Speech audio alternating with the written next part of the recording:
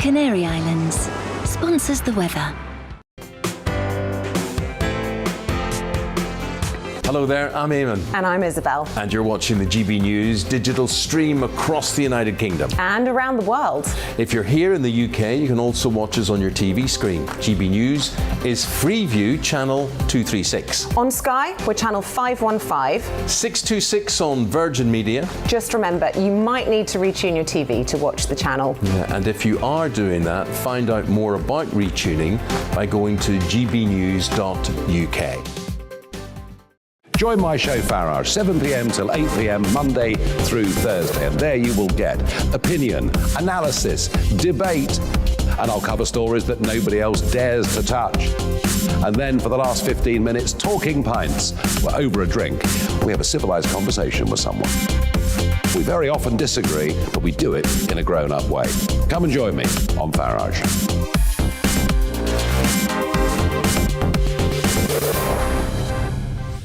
I'm Dan Wootton. Join me Monday to Thursday from 9 to 11 for the feistiest and most fun news debate on TV, where free speech reigns. I'll bring you a sharp take on the day's biggest stories, bombshell newsmaker interviews, and A-list guests. And I guarantee you, no spin, no bias, no censorship, and no reason to go to bed. That's Dan Wootton tonight, Monday to Thursdays from 9 on GB News. Hello there, I'm Eamon Holmes. And I'm Isabel Webster. And we hope you can join us for Breakfast with Eamon. And Isabel. You make me laugh out loud, belly laugh. Is that important first thing in the morning? Yeah, absolutely. And there's me trying to be deadly serious. News is a serious business. Yeah, I have to rein you in sometimes. Well, it doesn't stop us laughing at it. It doesn't stop us having an opinion on what's going on. Yeah. And it certainly will not stop us reflecting what you think. Weekdays from 6 to 9:30 on GB News.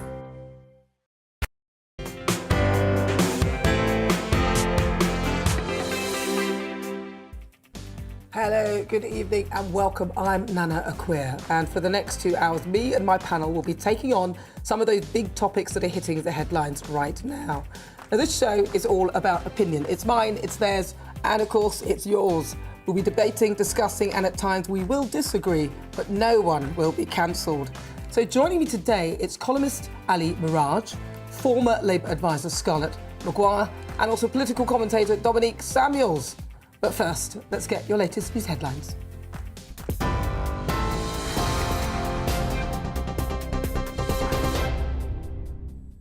Good evening, I'm Polly Middlehurst.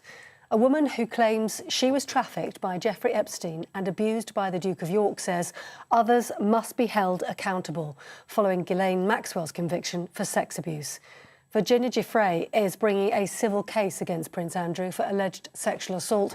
He strenuously denies any of the allegations. 60-year-old Ghislaine Maxwell, meanwhile, faces life in jail after she was found guilty of 5 out of 6 charges for helping Epstein sexually abuse underage girls. It sends a message also to other sexual predators and to those who would assist them in sex trafficking that you may face similar charges one day in a court of law in the United States. You may be convicted and you may face the rest of your life in prison, as may be the case now with Ms. Maxwell. The UK has reported a new record high of more than 189,000 daily COVID cases. And as numbers continue to climb, the Welsh Government has agreed to loan 4 million lateral flow tests to England to cope with the surge in demand. The latest figures also show almost 11,900 people are being treated for the virus in hospitals across the UK.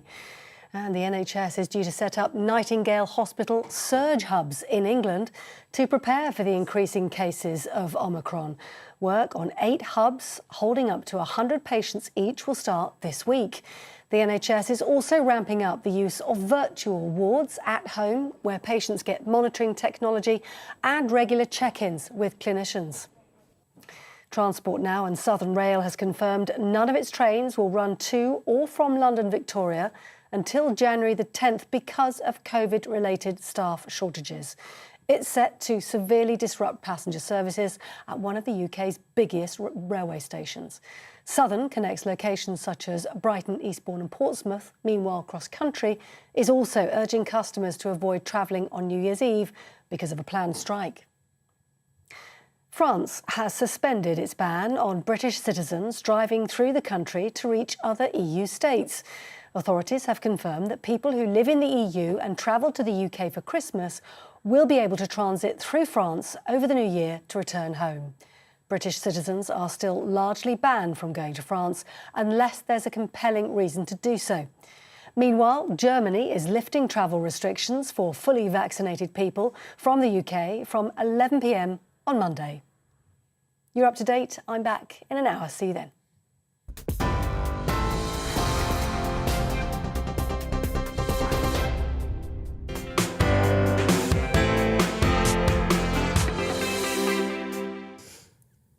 Now, only a few weeks ago, we were here talking about civil servants attempting to cancel the word Christmas for fear that it would offend people from other religions, even though I couldn't actually find anyone from another religion that was offended.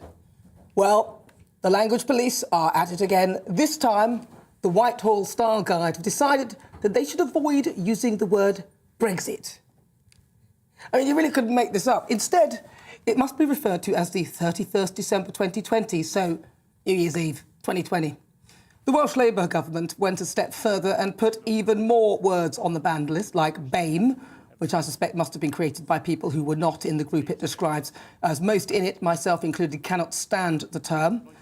Able-bodied, vulnerable, mental patient, insane or mad, cripple, invalid, and the word dwarfism. The latter should instead be referred to as people with restricted growth or short stature. All banned by the Welsh Government. Now, I'll be honest, it's pretty obvious that most of the words on that list are offensive. But the term Brexit, really? Now, the 31st of December 2020, which was the day the Queen signed the European Union Act and sealing the deal on a new partnership, that's why they determined that that is the date. But how is that word in any way offensive? They've also decided that they're not comfortable with the phrase transition period, a term they themselves made up. Instead, they would like us to call that bit the dates during which the UK negotiated its departure from the EU. Oh, it sounds so civil. It was anything but that.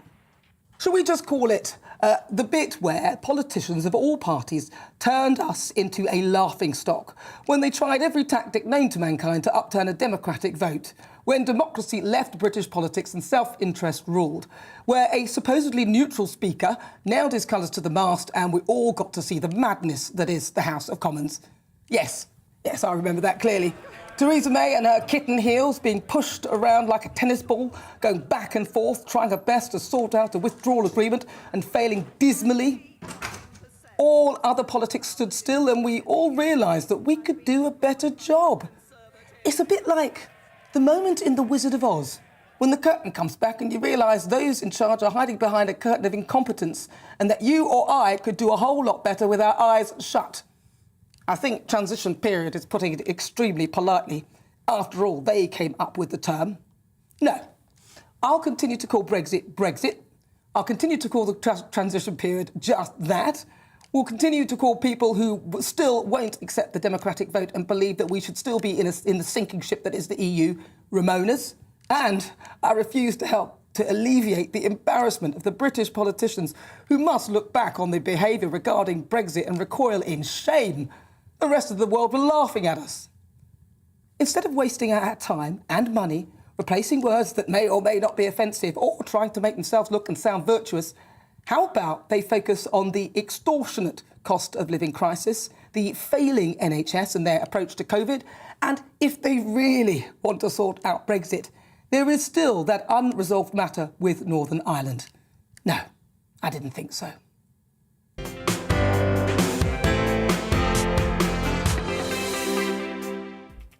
So before we get stuck into the debate, here's what else is coming up today.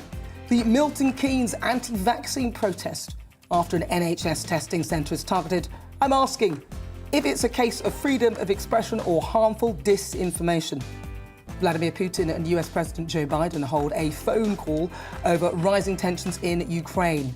Is there a diplomatic path to ending the crisis? Plus, we'll be speaking to a biographer of Prince Andrew about the fallout from the Ghislaine Maxwell guilty verdict. That's coming up in the next hour.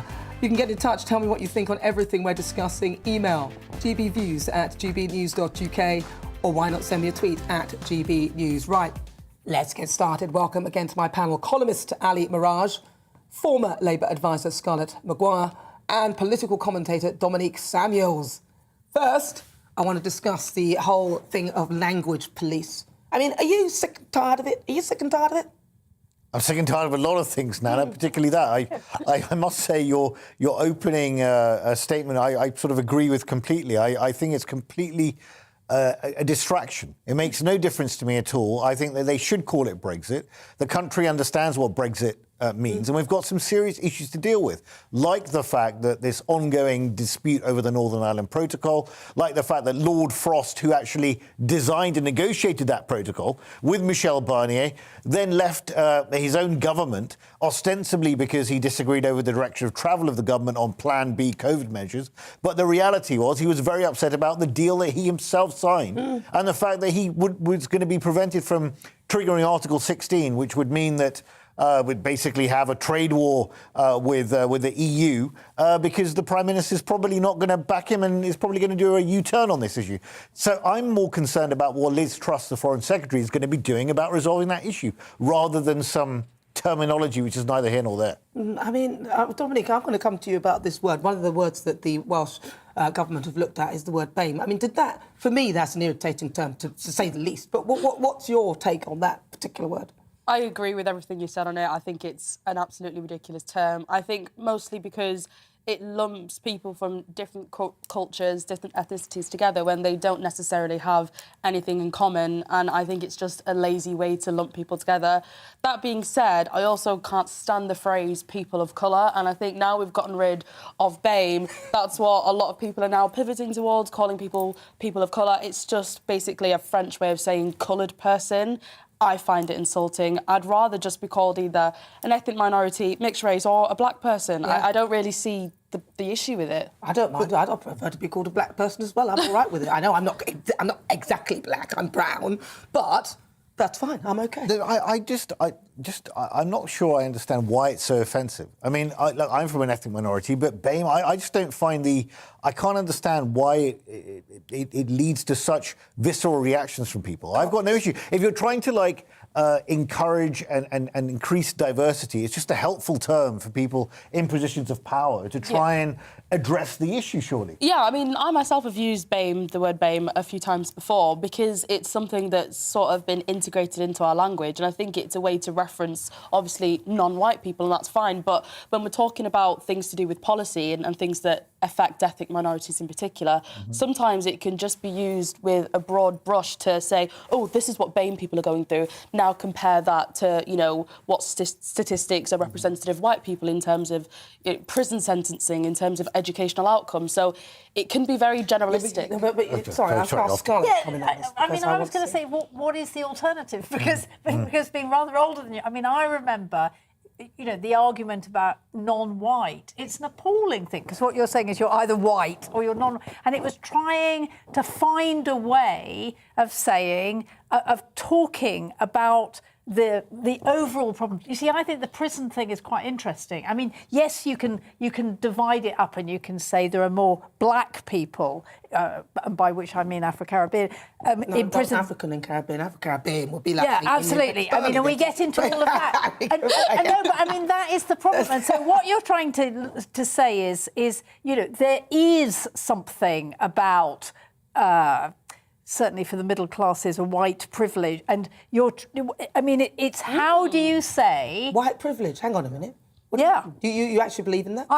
I think that if you are born into the white middle classes, that you are lucky, yeah. OK, so let me see. OK, so let's just start this off. So when you were younger, what kind of school did you go to? I went to 8 schools, and some of them were some of them were in Britain, some of them weren't, and some of them were public, and some of them were private. Ooh. So I'm a bad person to ask. No, you're not a bad person to ask. And then after school, what did you do? Did you go to university, or what did you? Yeah, I went to university. Yeah. And what did you study? psychology. And where did your parents live whilst you were did they live in this country or No, did they they left the country. Okay, so I'll give you my background then. So I went to I don't consider that anybody is luckier than me because of the colour of their skin. But what I did was I went to an all-girls private school run by nuns, the Sisters of the Holy Sepulchre. My father was head of credit risk at NatWest Markets, and I would fly back and forth to my school, which was a boarding school and a very, very esteemed boarding school, after which I then went to university and did a business degree. And then my first job out of university was Kiss 100, then Capital Radio. I worked for the BBC. How do you have a privilege? Because, why? But it's not your colour that gives you a privilege, is it? No, I do. I think that overall, that you can talk about, you can of course do examples all the time, right? Yeah. But actually, no, I just think, I think that for most people, right, if they are born black, it is tougher than if they're born black. I mean, come on, you're more likely to be stopped by the police. No, but there are a range of different factors that influence that, though. And the issue that I have is that middle class. And I think that was actually a very astute way to put it, because I do agree to a certain extent. But I think that most things in this country, at least nowadays, can be explained by socio-economic factors rather than just racial ones. And the reason why I have a problem with BAME is because, say, let's look at the Indian ethnic group, for example. Right. In many areas, they actually do better than white people in terms of home ownership, in terms of income, in very many areas. And in a lot of areas as well, Pakistani and Bangladeshi people actually perform worse than black Caribbean people in this country. Right. So that's why I don't think you can just say, oh, white privilege, oh, BAME, because really it doesn't solve the issues. It's just a way for people to make themselves feel better. Ali, what do you think? I think an interesting point was made about this middle class thing, because I think class trumps race. Absolutely. A lot of the time. And if you take this white privilege issue that Dominique sort of raised, I always get slightly confused, because I think about what white privilege does a kid on a sink estate in Teesside have compared to someone who's a son of an aristocrat going to Eton? I mean, it doesn't really compute. Both might be white. Both might have completely different. You gave your example, Nana. I also was brought up from a very privileged background. I went to one of the top schools in the country, one of the best universities in the world, right? But the point, I think what we do need to do is, I think we need to get away from an excuses culture for people from all different backgrounds. I take the example of Catherine Burblesing, who runs a school in Brent, Michaela School. Her attitude is, and most of the kids in her school are from ethnic minorities, from very poor backgrounds. And her focus is, no excuses here. We're going to hold you to the same standards as if you were in one of the best private schools in the country, regardless of whether your parents might be drug addicts or not. Yeah. There's certain standards, and we're going to hold you to them. And that actually makes the kids perform. Now, it's not to everyone's liking the methods that she uses, but I think you look at the results she's achieving and the kind of confidence she's instilling in those kids to go toe-to-toe with people from the best private schools in the country. More power to her. That's so true. Sorry, I just want to say quickly, that is such a good point that you raised, because I've gone to comprehensives my whole life, come from a working class background, first person in my whole family to get A-levels and even go to university. And one thing I noticed when I did particular debate clubs and was around people from private schools is one thing they had was a confidence and a sureness about them that people from working class backgrounds just don't have, because they assume people are going to judge them because of their accent, because they don't dress as well. So I agree. I think that's interesting, isn't it? Well, I'll finish that off with if we are going to look at terminology in the term white privilege, I think that actually we have to be careful of terms like that, because we end up perpetuating a situation that we're actually trying to avoid. Well, stay tuned, because after the break, it's time for the Great British Debate. No, that wasn't it. We're talking anti-vax protesters target an NHS test centre. And I'm asking if it's a case of freedom of expression or a harmful disinformation campaign. This show is nothing without you. So send us an email. It's at gbviews@gbnews.uk and tell us your thoughts. You can also tweet us at gbnews. And there's a poll up right now asking that very question. So cast your vote. But first, let's give you a weather update. It's time to remind ourselves there's always another winter. Canary Islands sponsors the weather. Exceptionally mild as we approach 2022 for New Year's Eve. Most of the rain will wane, it will fade, but it is going to be a windy one. Now, all courtesy of an area of low pressure, which is still with us, delivering cloud, rain and stronger winds as we head through the next 24 hours and also beyond. This weather front here stalls across more central and northern parts of the country as we head through this evening and overnight, with some high rainfall totals for the Lake District as well as Dumfries and Galloway, and some moderate bursts to come through the evening and overnight for Northern Ireland, with showers to follow. And then rain returns to Wales and the West Country. A strong wind associated with this, and this wet weather by tomorrow morning will be sitting across central southern England and the Midlands, clearing quite quickly towards the southeast. And that bodes well for England and Wales through the day on New Year's Eve. Some brighter skies, although it will be blustery. Now across central and southern parts of Scotland, as well as northern England, the rain here tends to die out in situ, so some drier skies, still a lot of cloud. Brighter skies across the far northeast of Scotland, and temperatures typically coming in around 9 to 14, 15 degrees Celsius, certainly mild across England and Wales, southern Scotland and Northern Ireland. Now, through New Year's Eve evening, many areas seeing dry weather, although it will be rather cloudy. The winds then pick up some strength across Irish seacoast as more rain comes in across the northwest of the country, and then more rain arrives across more southern parts as we head into New Year's Day. So New Year's Day will dawn bright for some, mild for most, and also windy. Through the day, this showery rain extends from western Scotland towards Wales, northwest England, as well as central southern England. So through the day, yes, you may see some showery bursts. Either side, though, some brighter conditions, but always that fresh wind, which will be strong towards the northwest. And temperatures again will be on the milder side. However, turning colder from the north and very windy on Sunday in the south. Canary Islands sponsors the weather.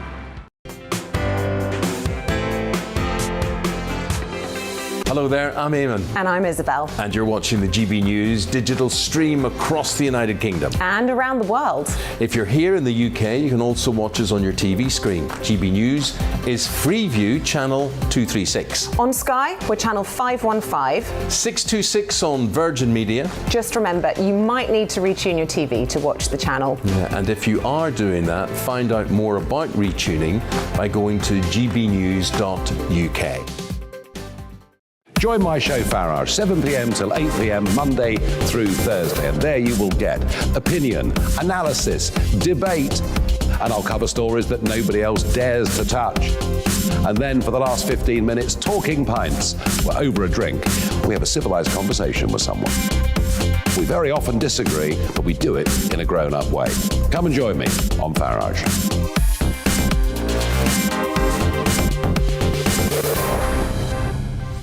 I'm Dan Wootton. Join me Monday to Thursday from 9 to 11 for the feistiest and most fun news debate on TV, where free speech reigns. I'll bring you a sharp take on the day's biggest stories, bombshell newsmaker interviews, and A-list guests. And I guarantee you, no spin, no bias, no censorship, and no reason to go to bed. That's Dan Wootton tonight, Monday to Thursdays from 9 on GB News. Hello there, I'm Eamon Holmes. And I'm Isabel Webster. And we hope you can join us for Breakfast with Eamon and Isabel. You make me laugh out loud, belly laugh. Is that important first thing in the morning? Yeah, absolutely. And there's me trying to be deadly serious. News is a serious business. Yeah, I have to rein you in sometimes. Well, it doesn't stop us laughing at it. It doesn't stop us having an opinion on what's going on. Yeah. And it certainly will not stop us reflecting what you think. Weekdays from 6 to 9:30 on GB News. My name is Andrew Doyle. Join me every Sunday evening at 7 p.m. for Free Speech Nation. This is a show where we address current affairs and news stories of the week with the help of two wonderful comedian panellists. I brought in comics because I want to give it a lighter edge, and also they work for less. See you there.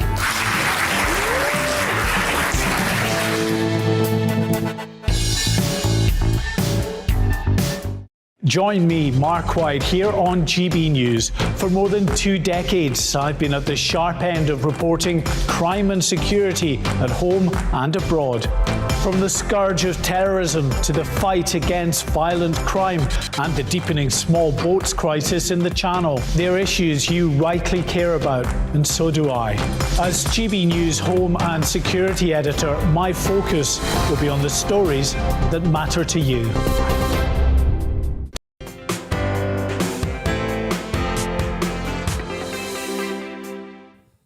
Good evening. If you've just joined us, it's 22:22. It's time for 22:22 and coming up to 2022. That's quite good, isn't it? No, it's not. It's rubbish, actually. It's time for a great British debate this hour. The Health Secretary says he's appalled by the vile behaviour of anti-vaccine protesters who entered a test and trace centre in Milton Keynes yesterday. Dozens of marchers entered the site and appeared to damage and remove testing equipment in videos shared on social media. The group also entered Milton Keynes Theatre, where a pantomime was being staged. An eyewitness said that children cried as protesters shouted and blew whistles. So I'm asking, Milton Keynes freedom of speech or harmful disinformation? I'm joined by Dr. Seshni Muglia-Rensburg, who's a consultant psychiatrist and witnessed the anti-vax protest yesterday. So, Seshni, thank you so much for coming in and talking to us about this. So, what did you witness? What happened? So, Nana, I was in the city centre with my 3 children and my husband. So my kids are age 12, 13 and 15, and we witnessed the protest. So exactly what you've seen in the media, the videos, the footages, we heard and we saw and we were part of it. So we were within a few metres away from everyone. You weren't part of it as in it? No. But you ended up... So Yeah. if you could sort of, when you were looking, if you could give us a rough estimate of how many people you thought you saw within that protest. So I would say there were hundreds of people because they were actually coming towards us. Wow. So we were actually outside the centre and they came towards us and then I started to video it. I had my 3 kids with me and their reaction was actually not surprising but similar to what you've just said to other people's reaction. They were actually frightened because they weren't sure what the protest was about firstly, and then they started to hear a lot of people, so they were quite frightened. So that's the footage that you took of the thing going on. Yes. What could you hear them saying? What kind of... So they were talking about the vaccine and they said, don't take the vaccine. They were actually, just shouting. And when they saw me actually videoing it, I also got some shouting as well. So I was actually quite stunned about what was happening.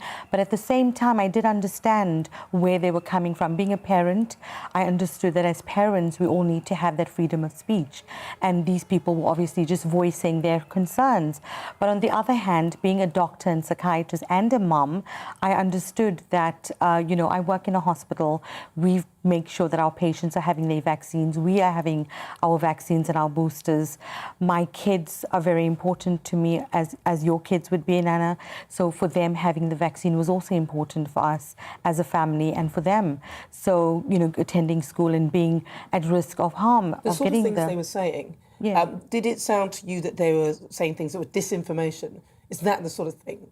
I mean, can you remember any of the banners or the placards and what they said? Yes, I think they were saying they were talking about the NHS and how they obviously, and about the boosters, don't take the boosters. It was about, and exactly what you've just said. It was all about that and about the information. I think what they were saying was that we've obviously been misled by taking the vaccine. I think people that are taking the boosters, the nationwide incident which Boris Johnson has declared, where by the 31st of December they have to vaccinate a whole lot of people with the boosters. All of that, there was a protest against that. And in your professional opinion, what kind of causes people to take such sort of extreme views? Because whilst absolutely, as you mentioned, freedom of speech, but some of the things that they're saying, did you, what in your mind as a psychiatrist and somebody who looks into that, you said you understood. Yes, I understood it. What do you understand by what they're doing? We have to understand, Nana, that obviously as parents, as people who have children who are still developing and are still growing, they're obviously concerned to get their children to have a vaccine, which has only been on the market for a very short period of time. And they are concerned about the side effects, the effects of the vaccine on young children, and that's understandable. On the other hand, there's obviously the conspiracy theorists, which is another topic on its own. But to be honest, having heard what they were saying, I felt that we all have a right to make a decision. But the way they did it, okay, so they thought that they would go into a vaccine centre. Yes. They thought that they'd go into a pantomime and disrupt that. Yes. Doesn't sound like, a very a decent way of protesting if you want to get your point across. No, I think they actually went to the wrong centre, because we were in the city centre. The vaccine centre is just two buildings away. So they actually went to a test and trace centre and started to damage equipment, which was wrong. They started to target and intimidate people that were working. The CEO of Milton Keynes Hospital, Mr. Harrison, he actually apologised and said that he was really sorry for what happened. I want to ask you very briefly, how does social media and disinformation online affect someone's mental health? Well, I think it affects it hugely. You know, we've spoken about social media before, the information the information overload, what we're getting. I think what we need to realise, we need to know in terms of vaccine, what is a vaccine, why are we taking it, what are the benefits? We know it's not 100% effective, but we know definitely after about over 286 million people worldwide have been infected, over 5 million dead, and in the UK alone we're looking at 148,000 people that have died. We've had over 12 million infected, and we are also looking now at over 189,000 people in the UK getting infected. That's the statistics today, and 332 dying in the last 24 hours. I think then 332 in the last 332 people in the UK that have died because of COVID, and that's according. And that's today. The latest figures that are out. So those are the latest figures. In a day, over 300 people have died. So that is a jump from what it was yesterday. I think it was 57 or something. Exactly. Now to over 300. Exactly. So since the 24th of November, when we've started hearing about Omicron up until today, we are hearing about a large number of people dying. When you have these statistics, you're talking about social media and the effect and how it's affecting people. We cannot make up these figures. People are dying because of this, and people need to take it seriously and consider having the vaccine. Well, listen, Dr. Seshni, it's been a pleasure talking to you. Thank you so much for giving us your view on what you saw yesterday in Milton Keynes. Yes, thank you so much, Nana, for having me and for allowing me to share my view. Okay, wonderful. Dr. Seshni Mulia-Rensburg, psychiatrist who witnessed yesterday's protest. I'm also joined by Ben Everett, Conservative MP for Milton Keynes North. Ben, thank you so much for joining me this evening. I want to start by asking you, what did you think when you first saw the video of the protest? Were you aware that anything like that was happening? Yes, we were aware of a small protest that was planned, and the anti-vaxxers have done various protests around Milton Keynes. The problem with this one is that many more people turned up to it, and it turned from a protest into a march, and then the march, as you've just heard from your previous guest, went to the wrong place. They went to a testing centre instead of their original target of a vaccination centre. And that's where the scenes at the testing centre were filmed that caused such outrage on social media. So to answer your question, I was absolutely furious. It was a ridiculous thing to do to disrupt people going about being tested. Absolutely outrageous to be shouting what they were doing at the staff, and as you see in this footage here, taking away things from the testing centre. It's not on. It's not acceptable, and we need to seriously think about how we stop this happening. And we also need to throw the book at the people who caused this disruption. The person who put those things in the bin should be done for criminal damage straight away. I mean, do you think there needs to be more of a police crackdown on protests of this nature? For example, we've got the police crime and sentencing and courts bill in there. Do you think the police need more powers and need to be able to crack down a bit better on this sort of thing? I certainly think that powers need to be more nuanced to deal with new and different ways of being disruptive in a protest. But one of the things, as you've just been discussing in your previous segment, is that we have in this country is freedom of speech. We treasure it. It is a great British value, and we should look after it. But when these things are misused, and when conspiracy theories wind up in protests, and we get the scenes that we had yesterday in the Milton Keynes Testing Centre, then there does need to be a much more nuanced and targeted way for the police to intervene on this kind of thing. So yes, we are on the right track with the police crime and sentencing bill, and it will give the police more powers to do what they need to do in these events. Because it's they do have powers, and they could have used the current powers they have, but there just seems to be this ability for people to be pulling down statues, destroying things, all in the name of freedom of speech, and something does need to be looked at. What about What would you say to those who are sceptical about taking the vaccine? I mean, Seshni gave us her view. What are your thoughts on it? Well, I mean, my thoughts are that the vaccines are our way out of this. This is how we're going to protect ourselves. This is how we've protected ourselves from the various things that nature has thrown at us over the last 100 years or so. You know, vaccines aren't new to us. They may be new for COVID-19, but they're not new for polio or smallpox or indeed flu. I have my flu vaccine every year anyway. So I would encourage people to get the vaccine if they haven't got their vaccine, get the booster if they haven't had their booster. Because we do know that 90% of the people in ICU at the moment, in intensive care, in hospitals with coronavirus, are unvaccinated. So getting the booster vaccine makes you less ill if you catch the virus. It also makes you less chances of catching the virus, and it gives you less chance of passing on the virus as well. So it's a good thing to do for you, for your family, for your community, and for the NHS. That 90% figure was an anecdotal figure that Boris Johnson provided, and I think he was talking about those who hadn't been boosted, because we've got to sort of work out the terminology of when we say people who are unvaccinated, what we're talking about. What about the anti-vaxxers, though? Just finally, their freedom to speech and to be able to say how they feel. Well, and again, we do treasure the freedom of speech in this country, and freedom of opinion, and frankly, freedom to be an idiot if you want to be. But the scenes that we saw yesterday is kind of a head-on collision between all of those three things, where people took the law into their own hands and went about disrupting other people's lives, and clearly that isn't on. So we treasure freedom of speech, but we treasure it because it needs protecting.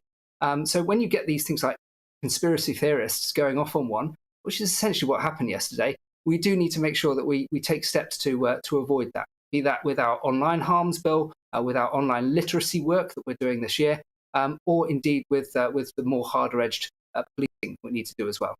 Well, listen, Ben, thank you so much for your thoughts, and thank you so much for joining us today to talk to us about that. That's Ben Everett.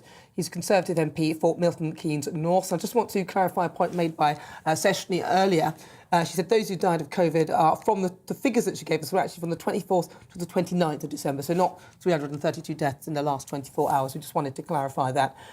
Firstly, though, we'll hear your views in a few minutes, but let's have a quick look at what you've been saying. Hillary says this: whatever your opinion, you should not disrupt people from being able to choose what they want to do. Matt says, deciding not to have the vaccine is a personal right. However, interfering with those that want one and stealing property is just anarchy and theft, not protest. On my monologue, Brian says, as an English language teacher, I share your exasperation over the cancelling of the term Brexit. Perhaps we can introduce a new word to upset the Welsh woke brigade, and I would start with Omicronies. Very good. I like that. We'll hear more of your thoughts. Keep them coming after the breaks. And I'll also ask my panel what they think. We'll see you in a moment.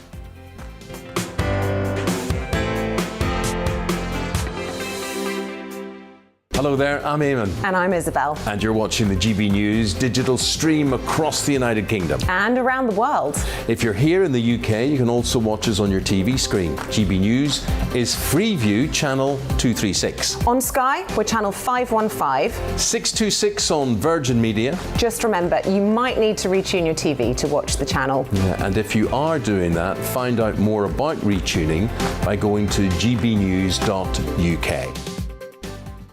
Join my show Farrar, 7 p.m. till 8 p.m. Monday through Thursday, and there you will get opinion, analysis, debate, and I'll cover stories that nobody else dares to touch. And then for the last 15 minutes, talking pints. We're over a drink. We have a civilised conversation with someone. We very often disagree, but we do it in a grown-up way. Come and join me on Farage.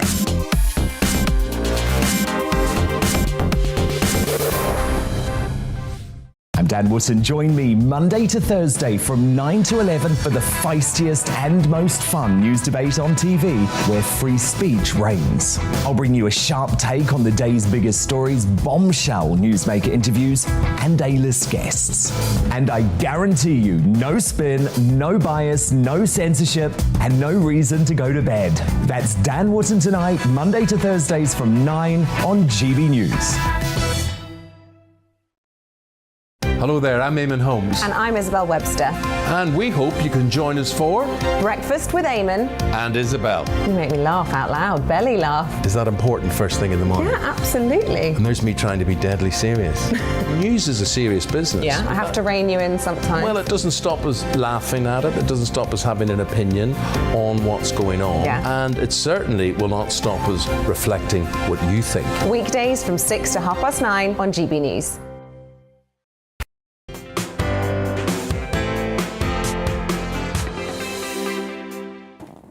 Good evening, this is GB News. Back to our Great British Debate this hour.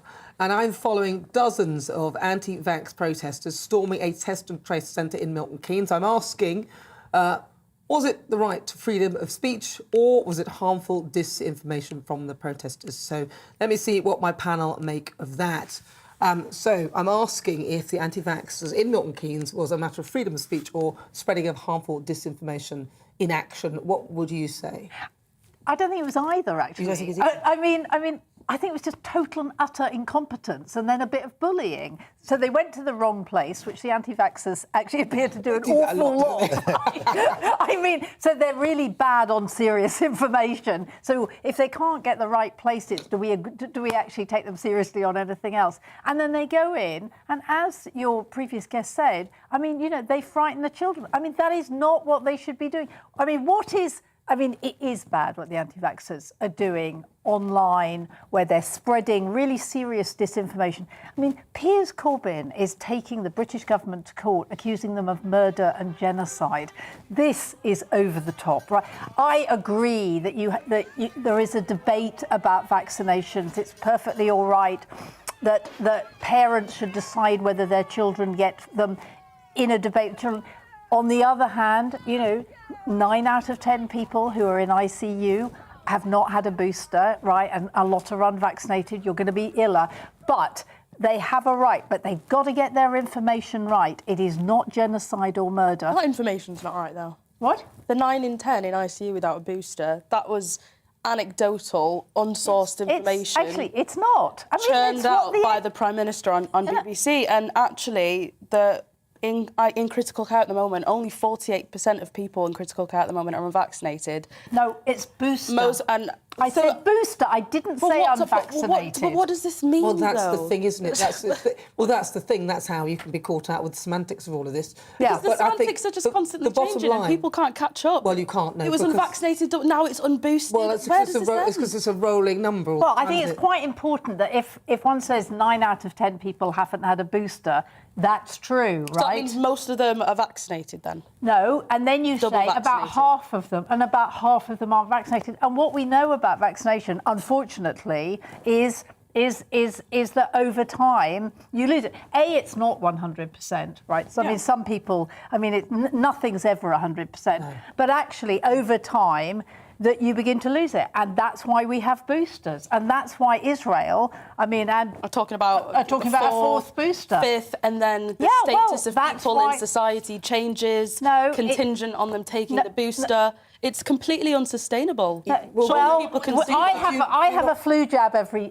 year. That's not the same as... It's the same as a booster. It's really not the same, just in factual terms, though, because getting a flu vaccine, which is completely optional every year, people have the option to take it, that's not contingent on your entrance into a hospital, a restaurant, or a bar, or to travel via air, and that's what's happening now. It's completely unsustainable. Can I just cut in with that? Because, there's nothing new about us taking a vaccine to enter an area. So taking a vaccine to go to, say, Ghana or wherever it is, it's not the same as this. You wouldn't be allowed into certain without countries. yellow fever. But sorry, this... I'll just get to the end of it, and then I'm more than happy for you to come back on it.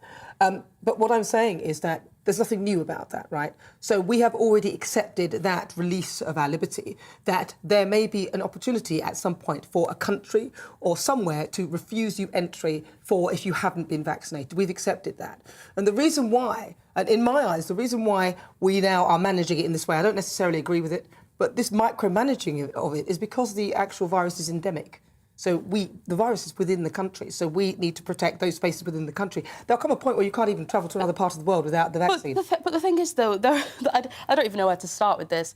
Firstly, when people use the yellow fever comparison, the mortality rate for yellow fever in comparison to COVID is far higher, and it's for areas of the world that not many people from Europe go to.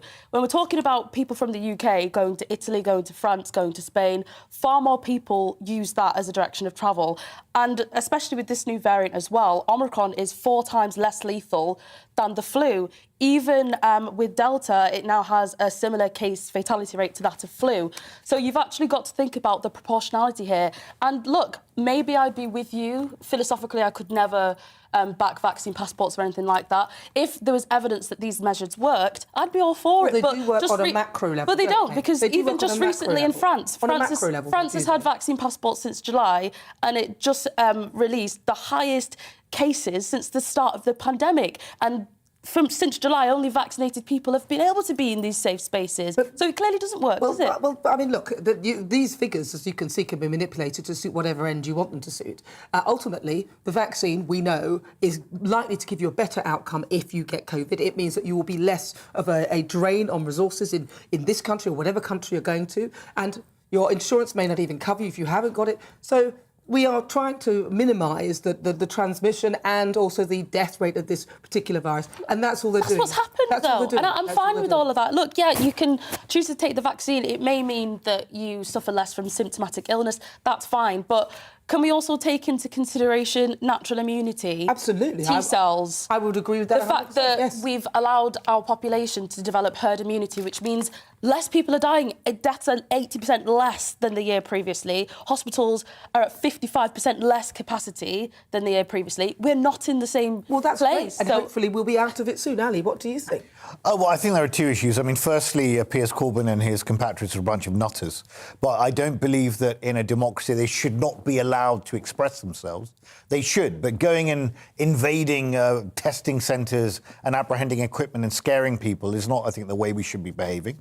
I do believe completely in freedom of speech. I believe that people should have the right to peacefully protest. And there have been a number of marches where people have been expressed their views very vociferously on this issue, as they rightly should in a democracy. I also don't believe that mandatory vaccination is the way forward. I believe that we live in a democracy, and so far I think we've got it. The British way is that we encourage people, strongly encourage people, but we don't go down the mandatory route, which, by the way, Austria have gone down. What do you do in your democracy if your democracy vote that people should have mandatory vaccination, just out of interest? Well, we haven't had a referendum on it, but we know referenda are very dangerous things, because people just keep wanting to upturn it like Nicola Sturgeon. But what if in your democratic situation, in your democracy, these people, the majority, rule that these vaccines should be mandatory? I'm not saying that they should be, but what is your solution to that? Well, look, if there was a referendum on such a thing, we'd have to do it, but we're not there. I think we need to take our cue from the government. The Prime Minister has thought about, or he at least floated the kite, he flew the kite, if you like, of mandatory vaccination passports and got slapped down very quickly, most notably by his own backbenchers. And you remember just before Christmas, there was that rebellion of almost 100 Tory backbenchers against vaccination passports, to your point, Dominique. On the vaccination passport point, I'm not where Dominique is on this. I took part in a debate recently on vaccination passports, and it turned into, I finally felt like Nigel Farage, the most hated man in the room, right? Because I was arguing for them, and most of the whole entire audience were totally against. But then it turned, but then it turned very quickly into something a bit more. A deeper issue about whether we should have vaccination at all. Indeed, it went on to whether we should have even banned smoking in public places. It all became very bizarre. I think all of that is ridiculous. I mean, firstly, there's no evidence that vaccine passports actually work. But just in relation to this, I think that, the debate about, disinformation, freedom of speech, I don't think it's appropriate that they stormed in there scaring kids and harassing people that are just doing their jobs. I think that is just a given. But one thing I find really ironic is people are clutching the pearls about this, but they're not clutching the pearls about millions of cancelled appointments, about NHS waiting lists, about child abuse skyrocketing throughout lockdown, about 1 million people plunged into poverty because of lockdown. It's interesting. We're very selective about what we clutch our pearls about. You've selected that, but yet we know already that the vaccine kind of stops people, it does help to stop people from taking up those spaces in those hospitals, which could be used for things like cancer. I really, actually, this argument about that because we really care about COVID, that we're stopping other people from going. Actually, the reason that people are so worried about COVID is because seriously ill people with COVID take up the hospital beds. That's not what's happening. That is what's happening, and that's what the NHS says. That's factually incorrect, Dominic, though. Every day, That's factually incorrect. No, every day, It's factually incorrect, though. It's not actually. Are you going to correct that fact? Because that's factually incorrect, though. They're not taking. No, but I want to hear what she has to say. 55% less capacity, and that's a fact. Oh, sorry, let's get to the point. But but I'm just saying that's not true. So for your viewers, that's not true. No, I never said it was 100%. What I'm saying is that you only go to hospital if you're really ill, right? And the problem with COVID is, and certainly before, is that you do get really ill. So if you've got, yes, you do get ill with COVID. The vast majority of people do not get seriously ill with COVID. The vast majority have asymptomatic disease. No, so be specific. Dominic, will you let me? What I'm trying to say is the people who are in hospital with COVID are really ill, right? You don't have people in hospital with COVID who are not ill. Over half of people in hospital right now tested positive after admission, so they didn't go into hospital with COVID, actually. But I'm sorry, your panellist is saying things that are factually incorrect, though. So if you're not going to correct them, I am. I'm sorry. Factually incorrect. Hold on a second. What I'm saying is that people who are in hospital are really ill. So actually, it's not some sort of thing where you say COVID is really important and we're going to keep the counts of people. If hospitals are full of acute patients, what? Though they are full of acute patients. But she just said that they're full acute. The hospitals are full. No. She said actually, I didn't, Dominic. I said if you're ill with what COVID, I'm trying to say. That's what she means. If you're ill with whatever you're ill with, if to get into hospital, you have to be pretty ill, right? And the more ill people are in hospital, that's what stops the cancer patients getting in. And actually, one of the problems is that, yes, you go into hospital with something else and you catch COVID. It's a real problem, and it's been a real problem for the last 2 years. And actually, that's what they're trying to get. And I mean, hospitals are full of COVID. And they're not full of COVID right now. They're full. That people go into hospital with one problem and they get COVID. So they're not in. And they get COVID. We'll catch up on all of that, but I do understand that the point here that she's making is that if you are in hospital with COVID, you are seriously probably quite ill. That was the point. I mean, that Scarlett was making, that if you are in hospital with COVID, you probably are pretty sick. Now you've heard what my guests and panel have to think, but now it's your turn for your say. So lots of you have been getting in touch with your views. Linda on email says this: why do people against the vaccine shout that they have the right to choose, yet deride the people that used their right to choose to have it? Have the vax or don't. It's everyone's right. Isabella on Twitter says this: what was the point of disrupting a pantomime? There's a better way to make their point. There's also a poll up today on Twitter throughout the show asking that very question as well. And currently, 55% of you say it was an example of free speech in action. 45% of you say what we witnessed was the spreading of harmful disinformation. Well, still to come after the break. Loads more, but first, let's check out the weather. It's time to remind ourselves there's always another winter. Canary Islands sponsors the weather. Exceptionally mild as we approach 2022 for New Year's Eve. Most of the rain will wane, it will fade, but it is going to be a windy one.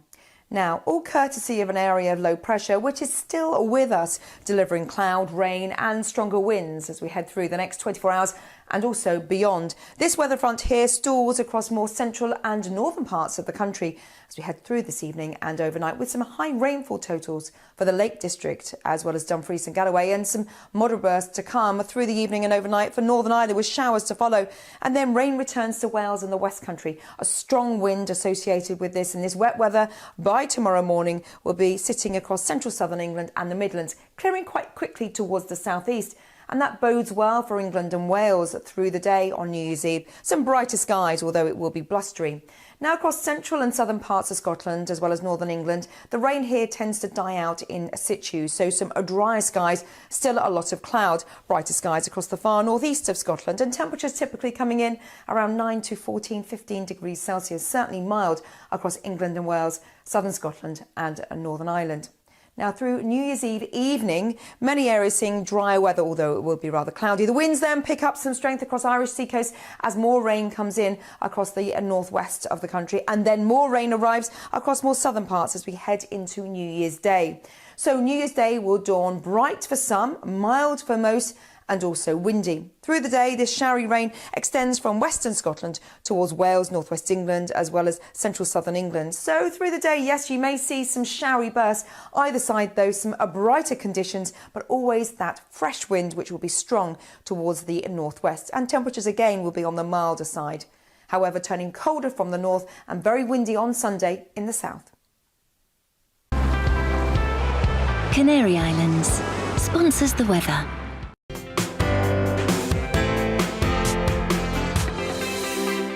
Hello there, I'm Eamon. And I'm Isabel. And you're watching the GB News digital stream across the United Kingdom. And around the world. If you're here in the UK, you can also watch us on your TV screen. GB News is Freeview channel 236. On Sky, we're channel 515. 626 on Virgin Media. Just remember, you might need to retune your TV to watch the channel. Yeah, and if you are doing that, find out more about retuning by going to gbnews.uk.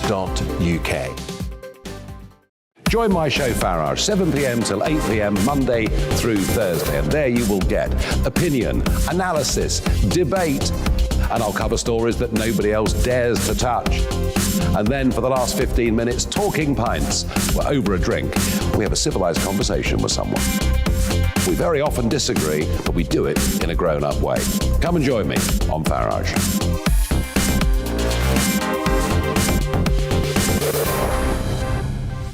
I'm Dan Wootton. Join me Monday to Thursday from 9 to 11 for the feistiest and most fun news debate on TV, where free speech reigns. I'll bring you a sharp take on the day's biggest stories, bombshell newsmaker interviews, and A-list guests. And I guarantee you, no spin, no bias, no censorship, and no reason to go to bed. That's Dan Wootton tonight, Monday to Thursdays from 9 on GB News. Hello there, I'm Eamon Holmes. And I'm Isabel Webster. And we hope you can join us for Breakfast with Eamon and Isabel. You make me laugh out loud, belly laugh. Is that important first thing in the morning? Yeah, absolutely. And there's me trying to be deadly serious. News is a serious business. Yeah, I have to rein you in sometimes. Well, it doesn't stop us laughing at it. It doesn't stop us having an opinion on what's going on. Yeah. And it certainly will not stop us reflecting what you think. Weekdays from 6 to 9:30 on GB News.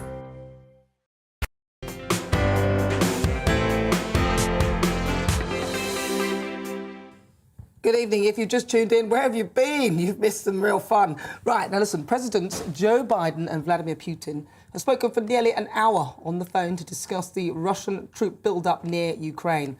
The Russians have moved an estimated 100,000 soldiers towards their border with Ukraine, and Mr. Putin has stepped up his demands for guarantees that Ukraine won't be invited to join NATO. The United States and its allies have threatened tough sanctions and more military in the region if Russia decides to invade Ukraine. The phone call was requested by the Russians. So joining me now is Keir Giles, expert in Russia power projection and in the Russia power projection at the Foreign Affairs think tank Chatham House. So talk to me a little bit about what exactly is going on and what that conversation was all about between the two presidents. Well, yeah, first of all, it's worth thinking about what exactly Russia is asking for. Now, you mentioned them saying they don't want Ukraine to join NATO, and that in itself seems fairly uncontroversial. But actually, that's only a part of what Russia is demanding at the moment. There's much more to it than that. And it's a really serious bid that they're putting in. They want, in effect, the US and NATO to roll back its protection of Eastern Europe so that it's defenseless in front of Russia. They want NATO to go back to its borders before it actually accepted new members in Europe into the organization in order to protect them from Russia. So in effect, what Russia wants is a complete reorganization of the security of Eastern Europe. And that's why it's such a serious issue that the US seems to be willing to discuss it. Now, as you and I are talking at the moment, both sides, the Americans and the Russians, they're only just starting to release their first summaries of what was actually talked about in that phone call, and that's perfectly normal. It might take a while for any full details to come out, if they do come out at all. But one thing that's really striking about what the two sides are saying about this conversation that's happened this evening is just like when Biden and Putin met face-to-face in June, it's as though they're talking about two completely separate conversations with very few points of contact between them. You look at what the two sides are saying about what was agreed, and it's barely recognizable between them. But the big problem is that if the US is actually willing to take seriously these Russian demands, and Russia is saying, yes, the US is respecting Russia's core concerns, then that's really worrying for the frontline states, those places next to Russia that are protected from Russia by the US and NATO. I see. So this is a conversation where it seems like the US and Russia may end up being allies. Is that what I'm understanding from what you're saying? Well, that, of course, is the biggest fear of the people who live in the countries in between, because, of course, those parts of Europe have been through all of this before. A lot of people now are talking about the beginning of the Second World War and the pact between Russia and Germany to carve up Europe between them. Now, nobody's suggesting that that is actually on the plans for the United States, but what they're worrying about is that being arrived at by stealth, because some of these Russian demands might seem reasonable and they might be met by the US in order just to bring down these tensions where Russia is pretending to be about to invade Ukraine. But of course, that is immediately damaging to the security of those people who live next to Russia and who rely on that protection. So what do you see as the overall reasoning for this behaviour and their overall goal? Well, Russia seems to think that it has been asking for this for a long time, but has exhausted every other way of getting attention except by creating a crisis. And actually, we see that quite a lot in Russian behavior, that the only way they can remain relevant and actually get across their point about what they want from the rest of the world is by causing some kind of damage, is by causing a crisis. In a way, they've already won because they've got what they're looking for. They've got the world's attention. They've got this direct one-to-one talk with President Biden, which makes them feel important, as though they're the other superpower in the world, once again, like during the Cold War. And they've got the US saying that it will seriously consider all of these demands that Russia is putting on the rest of Europe. So they've already made a lot of headway towards getting what they want. The real danger is if that actually turns into a real rolling back of security in Eastern Europe. Finally, and briefly, what would the impact of their behaviour have on us here in the UK? Well, we're already feeling it, of course, because with all of the alliances and all of the commitments that the UK has to Eastern Europe, it would be directly affected by some of the demands that Russia is putting forward. The UK has troops in Ukraine helping train and also help learn from the Ukrainian armed forces in their ongoing war with Russia. We have military contingents in Poland and Estonia trying to keep the peace, trying to make it plain to Russia that they can't pick off these countries one by one without other countries like the UK being involved. So yes, this has a direct impact on the UK's alliance commitments and on peace on the whole of the continent. Well, listen, Keir, thank you so much for your thoughts on that, and we'll keep you all updated. So that's World View. That's Keir Giles, expert in Russia power projection from Chatham House. You're watching GB News. I'm Nana Akwe. It's coming up to 11 o'clock.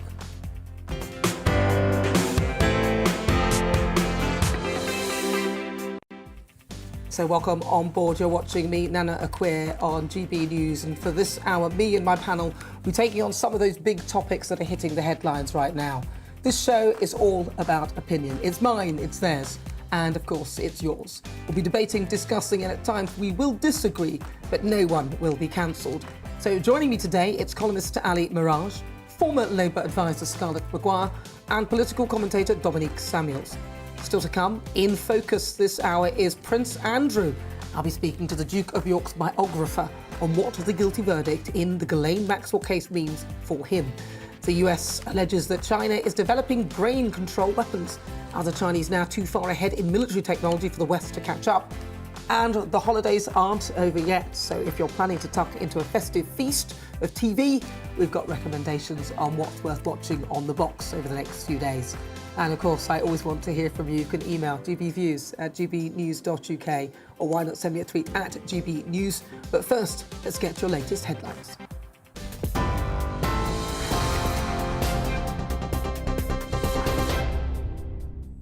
Good evening, I'm Polly Middlehurst. A woman who claims she was trafficked by Jeffrey Epstein and abused by the Duke of York says others must be held accountable following Ghislaine Maxwell's conviction for sexual abuse. Virginia Giuffre is bringing a civil case against Prince Andrew for alleged sexual assault. He strenuously denies any wrongdoing. 60-year-old Ghislaine Maxwell now faces life in jail after she was found guilty of 5 out of 6 charges for helping Epstein sexually abuse underage girls. It sends a message also to other sexual predators and to those who would assist them in sex trafficking that you may face similar charges one day in a court of law in the United States. You may be convicted and you may face the rest of your life in prison, as may be the case now with Ms. Maxwell. The UK has reported a record high of more than 189,000 daily COVID cases. And as numbers continue to rise, the Welsh Government has agreed to loan 4 million lateral flow tests to England to cope with a surge in demand. The latest figures also show almost 11,900 people are being treated for the virus in hospitals across the UK.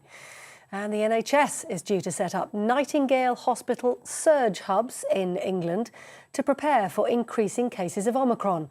Work on 8 hubs, including up to 100 patients each, will start this week.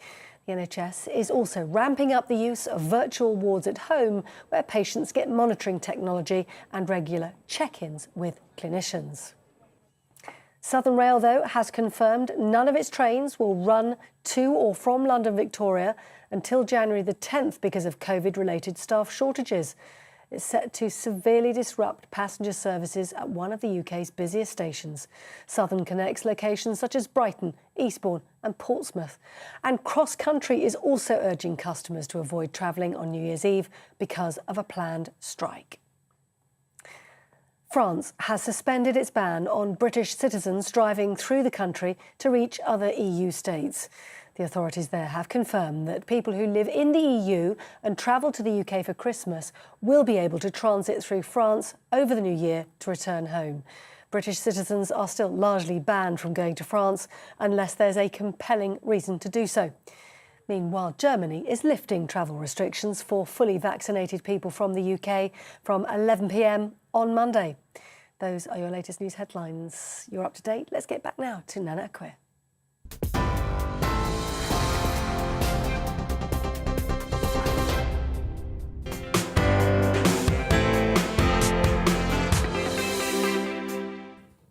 Now, there was seismic news out of the US last night as Ghislaine Maxwell was found guilty of recruiting underage girls to be sexually abused by her ex-boyfriend, billionaire Jeffrey Epstein. The disgraced socialite could face up to 70 years in prison after being found guilty of 5 charges in her trafficking trial is a friend to the embattled royal Prince Andrew. The Duke of York is currently being sued by one of Epstein's victims, Virginia Giuffre, over the allegations he sexually assaulted her when she was a teenager, which he denies. So speaking to GB News attorney Lisa Bloom, who represented several of Epstein's alleged victims during Maxwell's trial, praised her bravery in bringing a civil case against the prince. Virginia is so brave and incredible, and she has been fighting for justice for a long time, and her name came up in this trial repeatedly. There was one very poignant moment where the driver testified that he remembered driving Ghislaine to Mar-a-Lago, which is owned by Donald Trump. And there was a young girl dressed all in white coming out of the spa, like a spa worker. And Ghislaine said, "Stop the car." And she got out and went up and talked to this girl. That ended up being Virginia Roberts, now Virginia Giuffre. And I just got chills when I heard that testimony, thinking about how Virginia's life was changed so drastically forever after because of that one chance meeting. And indeed, she has been standing up against Epstein and Maxwell for many years, and now has filed a lawsuit against Prince Andrew, accusing him of sexual abuse. Meanwhile, the Daily Express have published tomorrow's front page. It reports Prince Andrew is trying to stop Virginia Giuffre's damages case going to trial because he argues slugging it out in court will cause wider reputational damage to the monarchy. It reports that he cites Meghan Markle as an example of a royal who won her case but still damaged herself and arguably the monarchy. So I'm joined in the studio by biographer Nigel Cawthorne, author of Prince Andrew, Epstein, Maxwell and the Palace. He's actually down the line now. Hello, Nigel. Thank you so much for joining us. Good evening. So I want to start then by, Prince Andrew. He's been connected with, of course, Epstein, and you've seen obviously what's going on with this trial. What kind of impact do you think this is going to have on his chances and his potential trial? Well, it was a very bad day for Prince Andrew, because if Ghislaine Maxwell had been acquitted, she would have been a very useful witness for him in his civil case with Virginia Giuffre. In fact, Ghislaine offered to testify for him. I'm not sure that's going to do much good now. I can't see that being of any help at all. And as his biographer, you must know quite a lot of the ins and outs of his life. And what do you think must be going through his mind now? Well, he's a man with an extraordinarily thick skin and is known to be very arrogant. He seems to think he can get away with these things, as indeed Ghislaine Maxwell seems to have thought she could, and Jeffrey Epstein thought. We now see with Maxwell's conviction that these people can't get away with this sort of thing. Well, of course, and what's coming up in the trial now is. Well, of course, he denies any sort of wrongdoing. So we don't have. He has not obviously admitted to any of that. So we don't know how this will all pan out for him. We've just lost him. We'll try and see if we can get him back. But I mean, what are your thoughts on this trial? You've been watching this. Ghislaine Maxwell now could potentially face 70 years behind bars. It's all looking pretty bad for Prince Andrew. We'll find out. We'll see if we can get him back. But if we can't, coming up, it's our big debate this hour. The US alleges that China is developing brain control technology for military use. And I'm asking, do we need to worry about China's futuristic weapons? But first, another weather update. It's time to remind ourselves there's always another winter. Canary Islands sponsors the weather. Exceptionally mild as we approach 2022 for New Year's Eve. Most of the rain will wane, it will fade, but it is going to be a windy one. Now, all courtesy of an area of low pressure, which is still with us, delivering cloud, rain and stronger winds as we head through the next 24 hours and also beyond. This weather front here stalls across more central and northern parts of the country as we head through this evening and overnight, with some high rainfall totals for the Lake District as well as Dumfries and Galloway, and some moderate bursts to come through the evening and overnight for Northern Ireland, with showers to follow. And then rain returns to Wales and the West Country. A strong wind associated with this, and this wet weather by tomorrow morning will be sitting across central southern England and the Midlands, clearing quite quickly towards the southeast. And that bodes well for England and Wales through the day on New Year's Eve. Some brighter skies, although it will be blustery. Now across central and southern parts of Scotland, as well as northern England, the rain here tends to die out in situ. So some drier skies, still a lot of cloud. Brighter skies across the far northeast of Scotland, and temperatures typically coming in around 9 to 14, 15 degrees Celsius. Certainly mild across England and Wales, southern Scotland and Northern Ireland.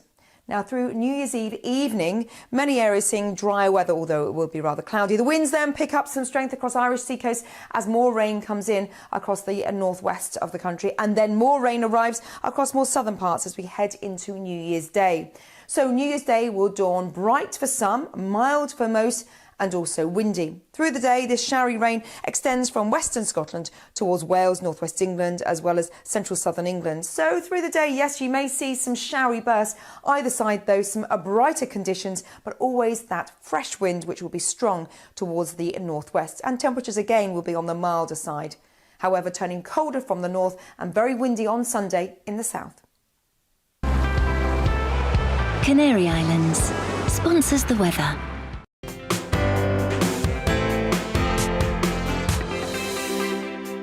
Hello there, I'm Eamon. And I'm Isabel. And you're watching the GB News digital stream across the United Kingdom. And around the world. If you're here in the UK, you can also watch us on your TV screen. GB News is Freeview channel 236. On Sky, we're channel 515. 626 on Virgin Media. Just remember, you might need to retune your TV to watch the channel. Yeah, and if you are doing that, find out more about retuning by going to gbnews.uk.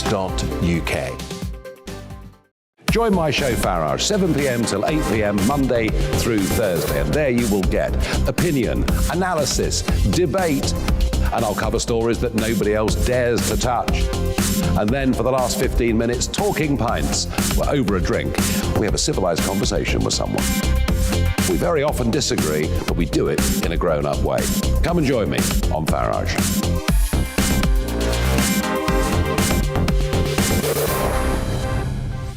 I'm Dan Wootton. Join me Monday to Thursday from 9 to 11 for the feistiest and most fun news debate on TV, where free speech reigns. I'll bring you a sharp take on the day's biggest stories, bombshell newsmaker interviews, and A-list guests.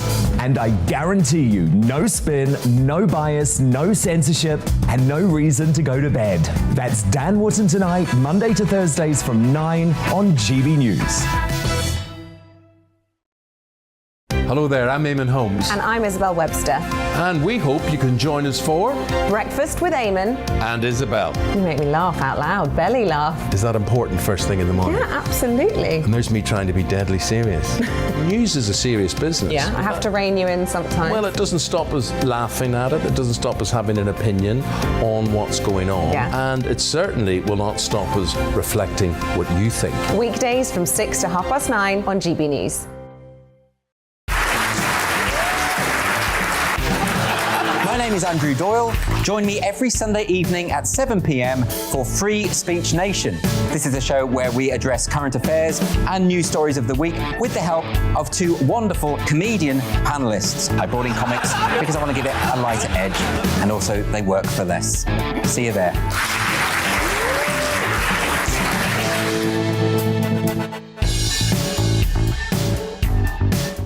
Join me, Mark White, here on GB News. For more than 2 decades, I've been at the sharp end of reporting crime and security at home and abroad. From the scourge of terrorism to the fight against violent crime and the deepening small boats crisis in the Channel, they're issues you rightly care about, and so do I. As GB News Home and Security Editor, my focus will be on the stories that matter to you.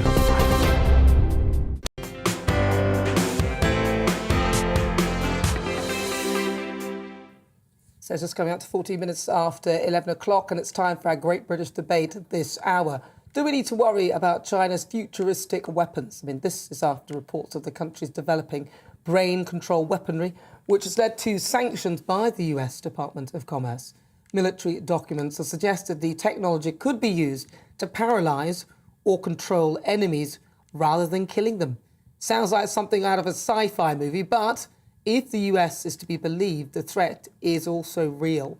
So I'm joined by Mike Hewitt. He's a retired Rear Admiral in the US Navy, and Gordon Chang, author of The Great US-China Tech War and the Coming Collapse of China.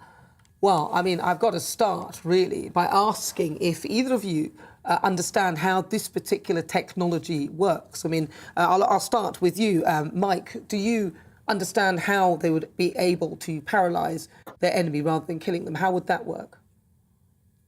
Well, I don't know if I can speak with any kind of authority on that kind of technology, but I think the most important takeaway from this is the Chinese advancement in advanced technologies and how they will be used in warfighting.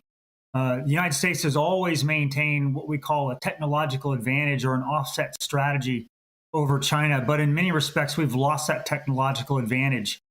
And new technologies and advanced weaponry will always define warfare. So watching artificial intelligence, deep neural nets, quantum computing, biotechnologies, these are all areas where the United States used to have clear advantage, that we've really lost that advantage. And I think part of this conversation needs to be not just about the Chinese use of advanced technologies, but how they're coming about these technologies and oftentimes collaboration with the United States unwittingly in our labs and universities.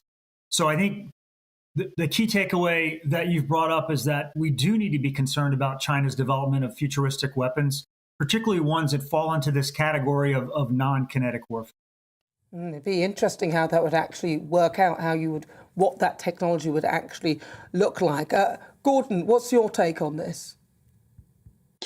Well, I think the Chinese are trying to take brain waves and then sort of convert them into signals that a computer can read. And I don't know exactly how this works. But clearly, as the Admiral said, China is taking really advanced technologies. And we've seen this very much with their manipulation of the human genome. I mean, they've been the first to gene edit a human embryo to produce live births. And they said they were doing that to make twins who were born in November 2018, to make them resistant to HIV. But there are also hints that they were doing this to enhance their intelligence. And the then director of national intelligence, John Ratcliffe, has talked about China's attempts to build super soldiers. In other words, genetically modified humans that are superior to everybody else. So I don't know how far China's gotten along this, but certainly they're ahead of us, as the Admiral says. And we need to be very, very careful about this, because some of these technologies could lead them to victory on the battlefield at very early moments. Well, they certainly moved forward from, is it true, the story of monosodium glutamate, they used to say that they put it in the food to keep the troops from eating, that would fatten up the troops. Is there any truth in that, Gordon, or have I made that up? Yeah, I haven't heard that one, but, clearly the Chinese have done all sorts of things. And a lot of this is weird stuff, which probably has no military application. So, for instance, they're mixing the DNA of pigs and monkeys. But we do know that they're also trying to enhance the intelligence of lower form primates to make them just like humans. And some of those lower form primates are stronger than humans would be. So we could end up with maybe not super soldiers who are human, but super soldiers who are monkeys of some sort. And this really is frightening. We can sort of laugh at this, but they very well may be able to develop game-changing warfighting technologies, because they're putting so much money into this. Mike, what would you say with all of this? What is the end game for this, right? So you've got control, you've got these soldiers. What is it? Is it to take over the world? What do you see that the reasoning as to why you would be doing, or China would be potentially doing anything like this? I think the Chinese realize that their advantage is in different kinds of asymmetric warfare, or in different kind of warfare that maybe not meet the U.S. standard of what we would consider rules of engagement. They absolutely want us to believe that they can defeat us without ever firing a shot. And in many ways, we've seen examples of different RF technologies or electromagnetic technologies that have been used potentially on our embassies, that have impacted our staff there. So I think the takeaway for me is that the Chinese have no restrictions on how they develop technology, and then how they repurpose that technology for advanced warfighting concepts.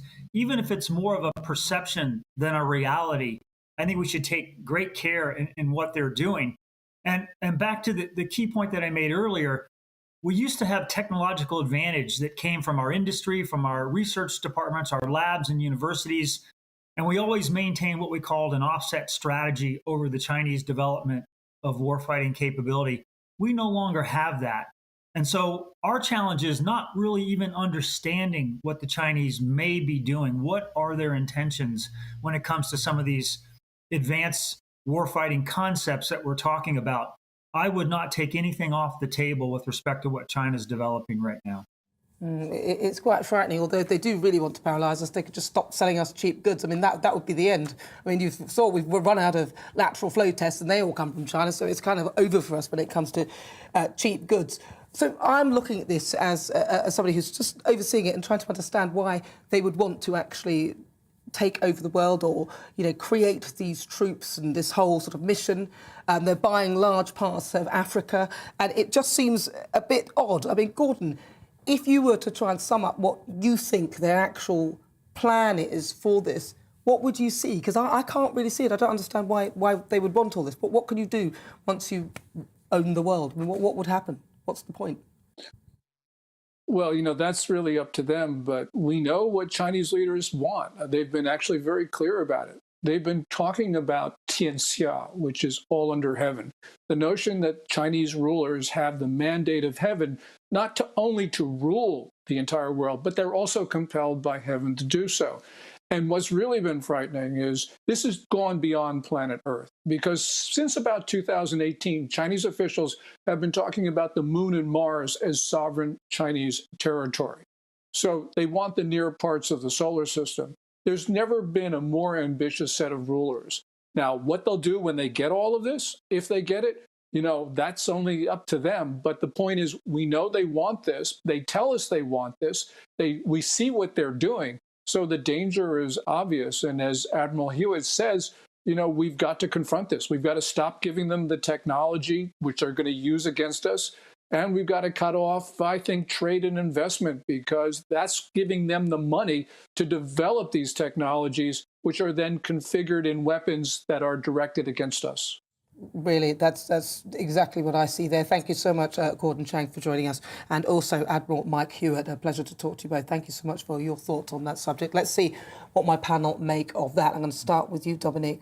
You heard what he said. I mean, I thought that they were most insightful, and it seemed pretty obvious to me. Stop buying all these things and fueling them with so much finance to do these things. But what do you think? I completely agree. I think it's absolutely terrifying. And I think, one of the biggest mistakes the West made was trying to integrate China within our rules-based liberal global system. It hasn't worked. All that China has done is really taken advantage of that and used it against us.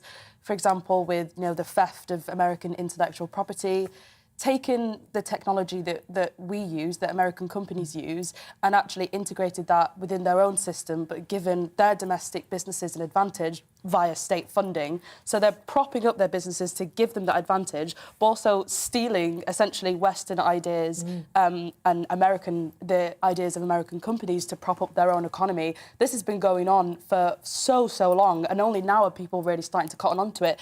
I know Donald Trump is really a controversial figure, but he was actually one of the main people to say China is a problem. If we don't tackle the trade deficit with China and how they're coming up really fast in an unprecedented way, America, the West, will fall, and that's the reality of it. Do you want to be ruled by a communist state? I don't. I mean, what do you look at when you see this, Scarlett? Because this... I suppose one of my problems is throughout my life there's been this sort of the yellow peril, the red peril, the water, and that they're all developing these technologies. And they certainly are. I mean, there's absolutely no question. I mean, also, it goes much further that if you look at what China and Africa, they've got their Belt and Road. What they do is they build things, the African countries are in debt to them, and then they pull back. It's a bit like the way we colonised the UK. But that's what they're doing. It's the same thing. But they're doing it even worse. So if these African countries, these African governments, if they default on these loans, automatically the Chinese government can own that infrastructure. So they're owning the infrastructure in those companies. And what did we do? And that is the problem. Is so you look at, isn't this really dangerous? Look at what they're doing. Hypocrites. Who invented the atom bomb? I mean, who made the world a more dangerous place? And we see, and they say, the Chinese, they want Mars and they want the moon. So do we, right? And when I say we, I mean the West. I obviously don't just mean the UK.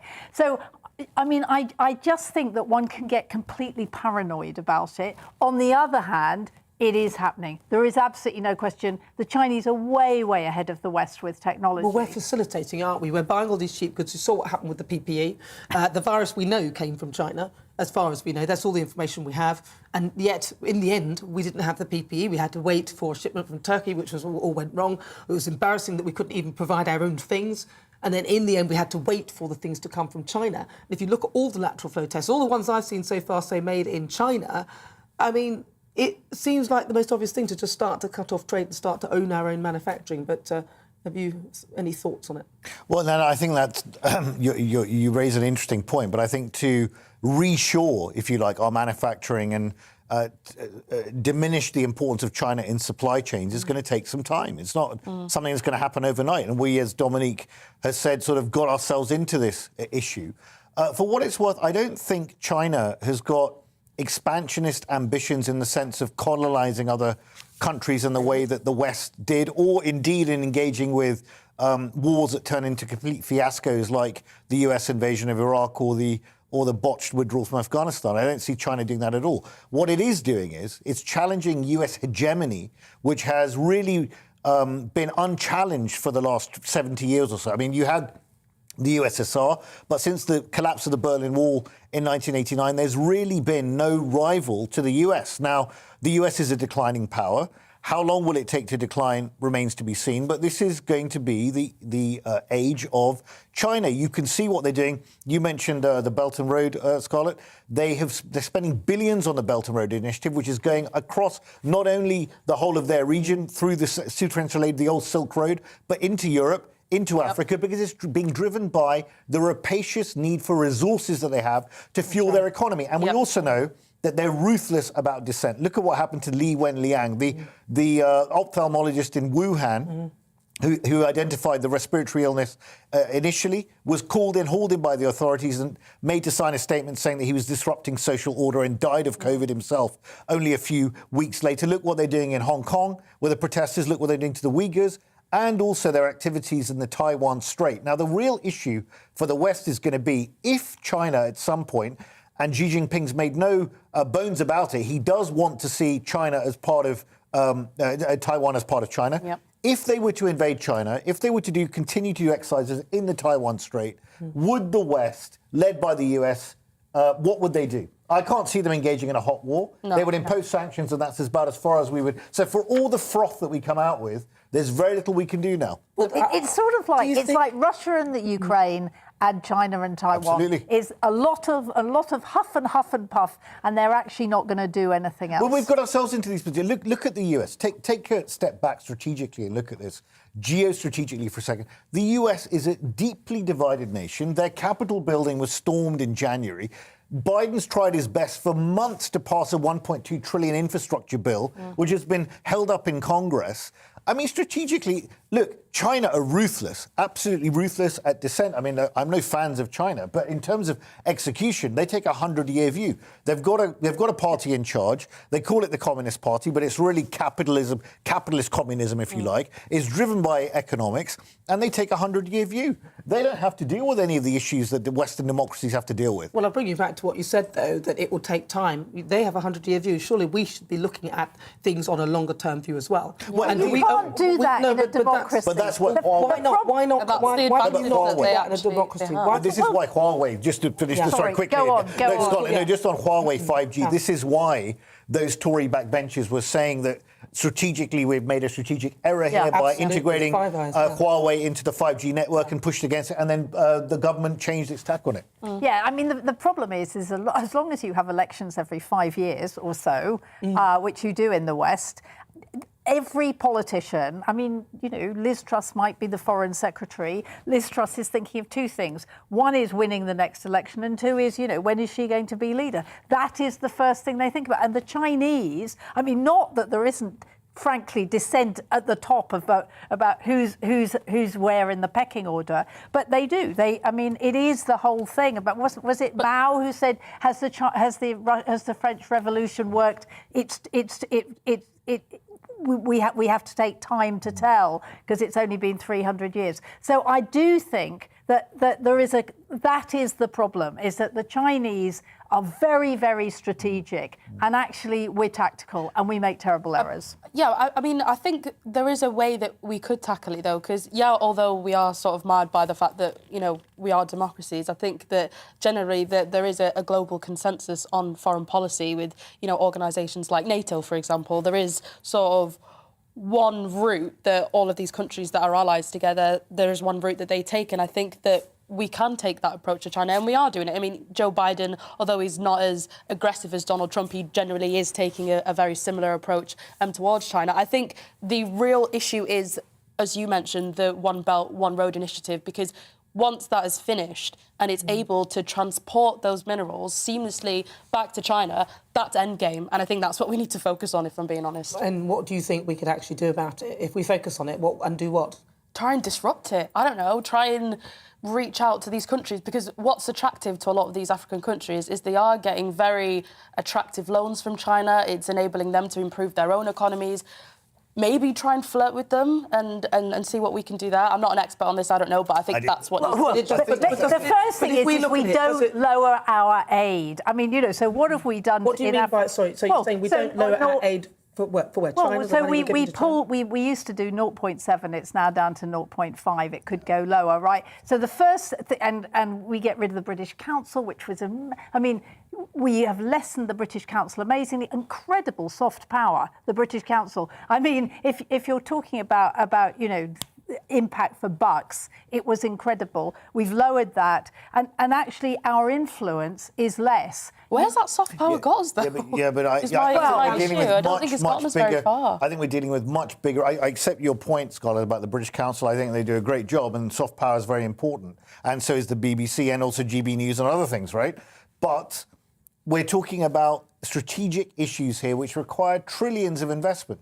And look, the Chinese take a view at their Communist Party Congress. They take a view to create a common destiny for mankind looking out to 100 years. We have a heart attack over the road lane widening on the A12, right? I mean, this is the issue that we're dealing with. And you talk about what can we do? And Dominique says we can try and flirt with these other countries. The problem is it's one of resources. The US doesn't have enough money to do its own stuff. It's on the back of COVID. It's got a deeply divided nation. It's got economic problems of its own. It comes down to cold, hard cash. The Chinese are strategic. They're investing in these countries. You're absolutely right, Dominique, to say that they're basically making these countries indebted to them with punitive loans, which they own strategic. Look at what they're doing in Pakistan with the China-Pakistan economic corridor, with Gwadar Port. Right now, those two countries have had a very strategic relationship for a long time, but also factor in China in relation to its other strategic rival in the region, which is India. Yes. Right? So you've got to look at it in the round. And Xi Jinping is not stupid. He knows this year he's got another convention coming up where he wants to secure his own position for the next 5 to 10 years as leader of the Chinese Communist Party. Well, and of course, as you mentioned, we are a democracy where we have this freedom of speech thing. So you can't really just say, we're going to do that and just roller coaster over everybody else. What in do you China, think? they Do you seem think to we be should able do to... something about the Beijing Olympics then? Well, I think on the Beijing, on the Beijing Olympics, I think the US are now, I think the UK are talking about this diplomatic ban. I mean, if a few people don't turn up, a few ambassadors don't, and no one's really going to care. Nobody right? notices. I always feel when it comes to sports that I do feel for the actual sports people themselves who work really hard. So it's difficult. But I do think we should be thinking about across the board, particularly about our supply chains, which is a longer term thing. But we need to start somewhere. But For sure. Well, listen, we want to find out. So a lot of you have been sharing your views as well, as you can imagine. It's a very popular topic, and keep them coming in. Steve emailed in. He says, China has proven they can win a war without a shot being fired. COVID-19 has proven to be of Chinese origin. The next virus released may be even more fatal. There's obviously lots of controversy about the origins of COVID, though, so we'll leave that, but we will discuss that on another day. But of course, I mean, no one's really proved the exact origins of it and how the whole disease came to be. Well, I feel the same way, but obviously that's not been proven. So coming up, we'll be taking a look at the TV highlights over the new year, apart from GBNews, of course, testing my panel's knowledge of the latest headlines in the quickfire quiz, and bringing you a look at tomorrow's top front pages. We'll see you after this.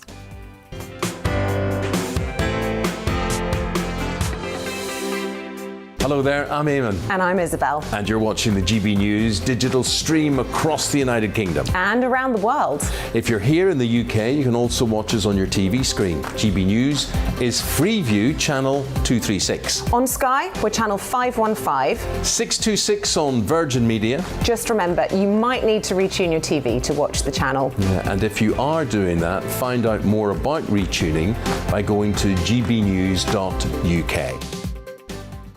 Join my show Farage, 7 p.m. till 8 p.m. Monday through Thursday. And there you will get opinion, analysis, debate, and I'll cover stories that nobody else dares to touch.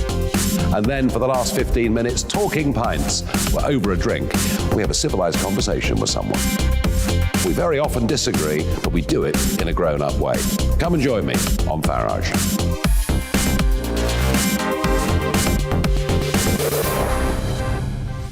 I'm Dan Wootton. Join me Monday to Thursday from 9 to 11 for the feistiest and most fun news debate on TV, where free speech reigns. I'll bring you a sharp take on the day's biggest stories, bombshell newsmaker interviews, and A-list guests.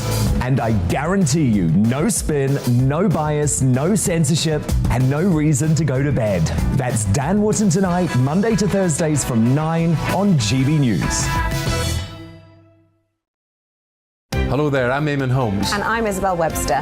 And we hope you can join us for Breakfast with Eamon and Isabel. You make me laugh out loud, belly laugh. Is that important first thing in the morning? Yeah, absolutely. And there's me trying to be deadly serious. News is a serious business. Yeah, I have to rein you in sometimes. Well, it doesn't stop us laughing at it. It doesn't stop us having an opinion on what's going on. Yeah. And it certainly will not stop us reflecting what you think. Weekdays from 6 to 9:30 on GB News.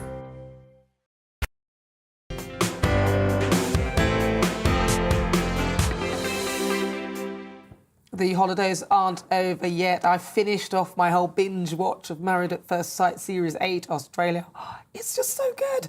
But there's so many different festive treats for your TV viewing to get yourself tucked into over these next sort of very weak few days where you've got literally nothing to do. So let's get around the best TV for New Year's. Let's have a chat, because joining me now is Hannah Hope.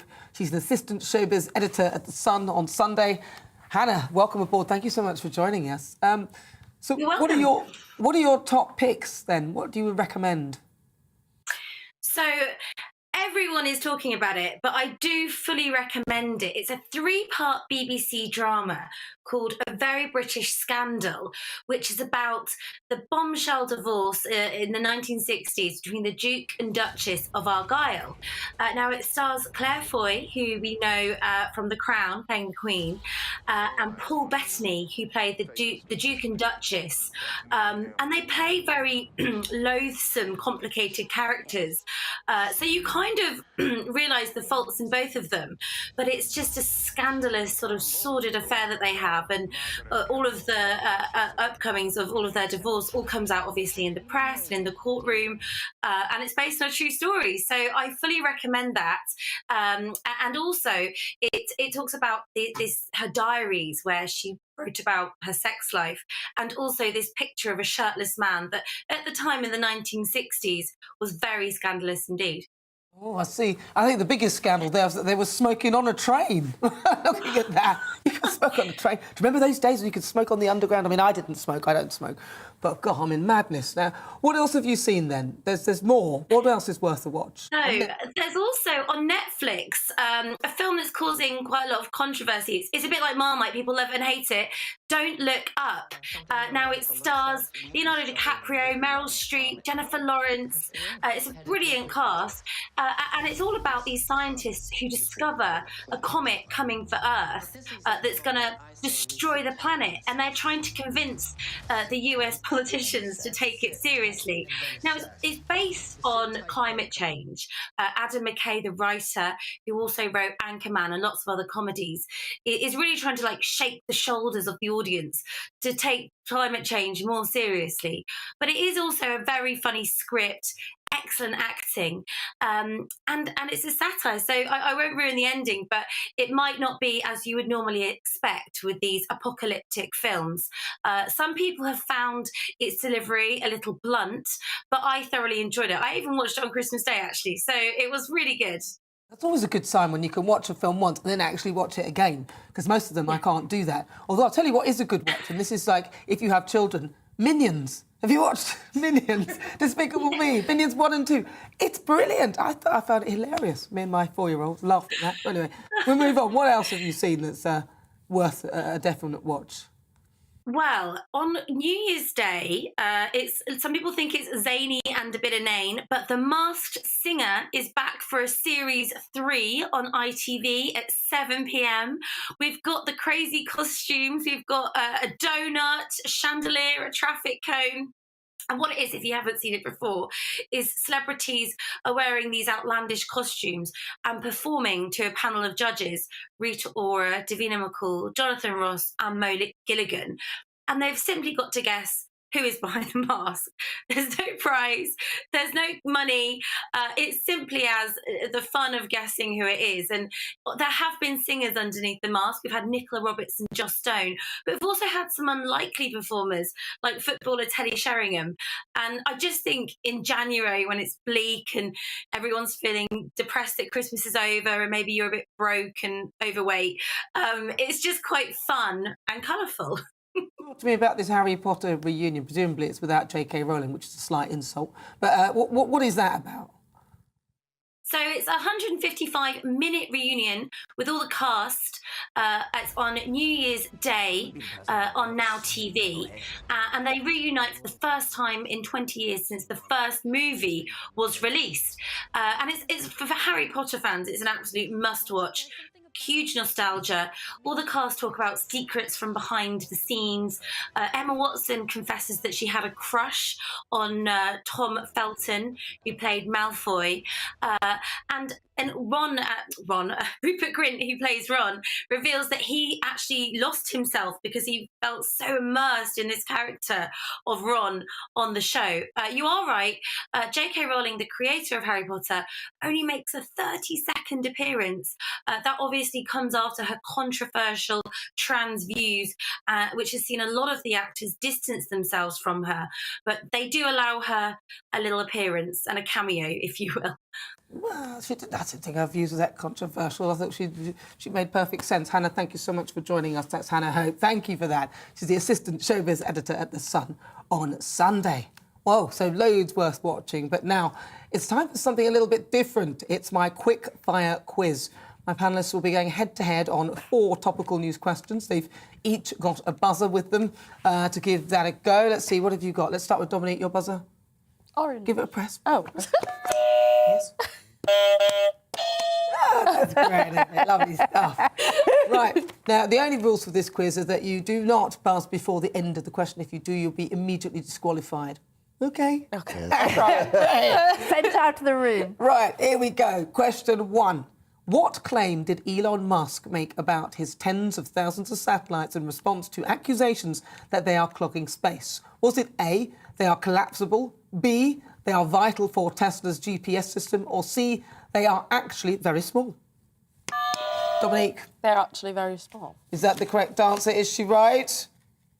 I haven't got a clue. Well, told me I won't be answer.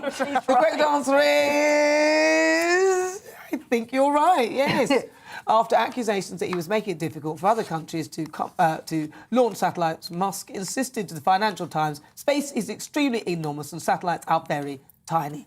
So what do you think? Do you think he's doing... What's he doing with all this space stuff? He's littering space, isn't it? We're all doing it. That's all it is. It's just like throwing your cigarettes down. I just think he's a vandal. He talks about interplanetary living, being, especially in the light of COVID and other potential outbreaks of disease which could kill humans. He believes that the way out of this is interplanetary living. So he does want humans to inhabit other planets, and that's what he's working saying for. that we escape this one after we've messed it up and find another one. To mess up, exactly. Absolutely. Let's take COVID to Mars. Awful, awful. Right, next question then. It's a true or false question. Caterpillars were thought to be a cure for jaundice in the 1600s. True or false? Yes. I think it was probably true. She thinks it's true. No.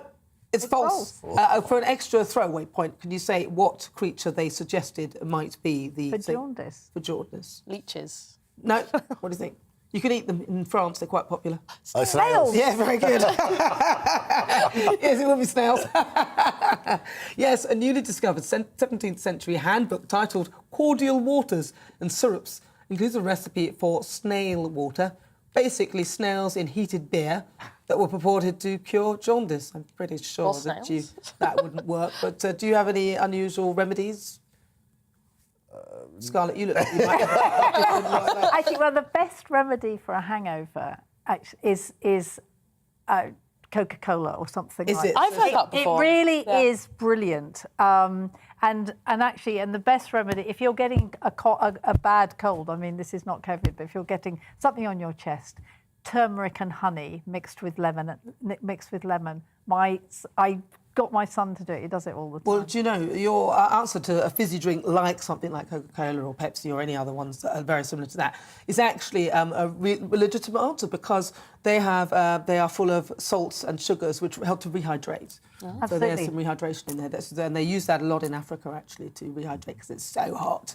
Right, next question. Who was the year's hardest working royal in terms of total number of engagements, according to a new study? Well, I would say... Who was that? Did you buzz before you spoke? It was Anne.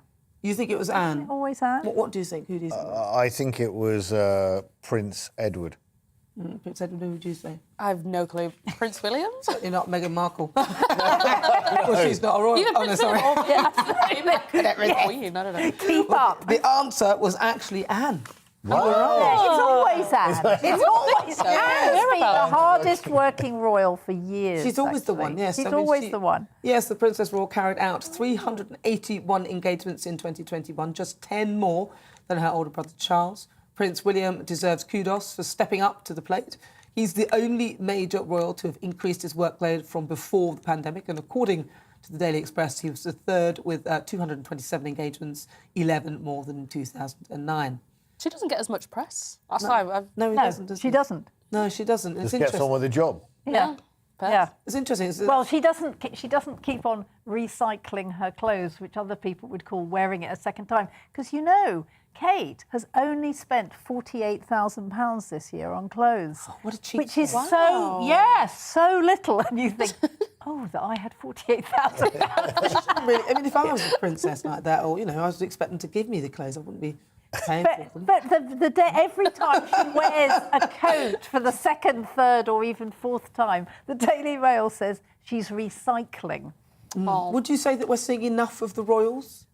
I think William and Kate are actually doing a decent job. I think Charles and Camilla also doing a decent job as well. I think, and they need to, because the Queen is obviously getting on now and it's not been in the best of health. So I think it's right that they step up and take more of the load. Not sure about Charles, though. I feel like the more he opens his mouth, the less people like him. That's why the Queen won't go. No, I think Charles gets a bad press. I think Charles has been a contrarian. For example, on green issues, he was way out there before it became fashionable talking about all this stuff. It doesn't matter. He's very knowledgeable on a lot of things. He's knowledgeable about world religions. I think he's a good guy. But the thing that he'll have to do when he becomes king is actually keep his lip tight, which will be hard for him to do. No, but it doesn't matter whether he's right or wrong. He shouldn't be expressing an opinion, right? And the other thing is, he's a moaner.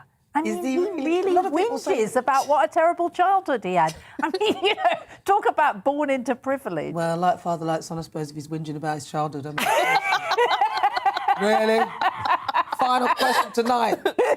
In a Christmas miracle, a set of first edition copies of the Lord of the Rings trilogy has been returned to a charity after they were stolen earlier this month. But how much were the books collectively worth? Was it A, £750? Was it B, £1,500?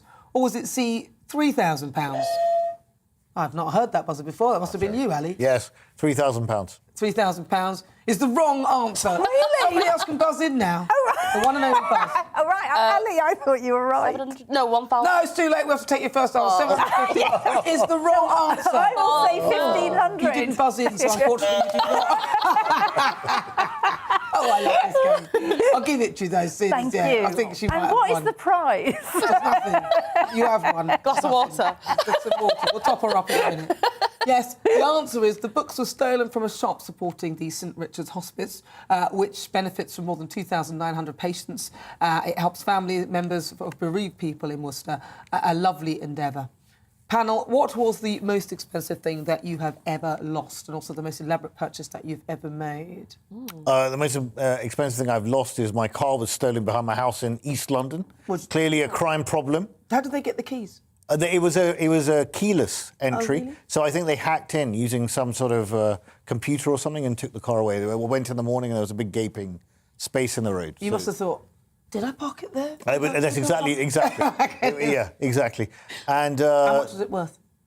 Quite more than I can afford. More than I can afford. Yeah, I haven't replaced it. I walk everywhere and cycle now. Yeah, yeah. And the most expensive thing I bought is a suit by Laura Piano, which was ruined by my dry cleaner just before the night before a very big event where I had ordered it to wear it. So wasn't best pleased. Scarlett. Well, I lose things all the time, so I can't. But I mean, yeah, I can't really think of. I was going up to do some media training, and I had all my gear, and I just got chatting to somebody on the train of my people, and left it on the Manchester train. And actually, to be fair, on Virgin, I did get it back the next day, but it went.